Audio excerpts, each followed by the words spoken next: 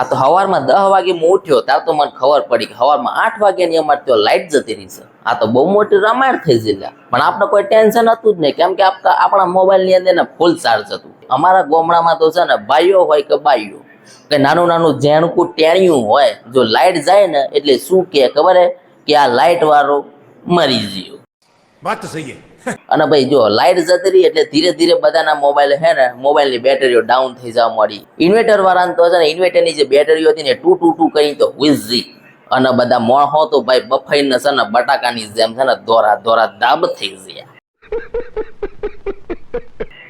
અને પછી જેવી 3 વાગે કે 3:30 વાગ્યાની આસપાસ જો અમારે તો લાઈટ આવી ને તો ભાઈ બધા દોડ્યા સીધો મોબાઈલ લઈને ચાર્જિંગ કરવા માટે. એટલે પેલો મને ચાર્જિંગ કરવા દેજો, પેલો કે પેલો મને ચાર્જિંગ કરવા દેજો.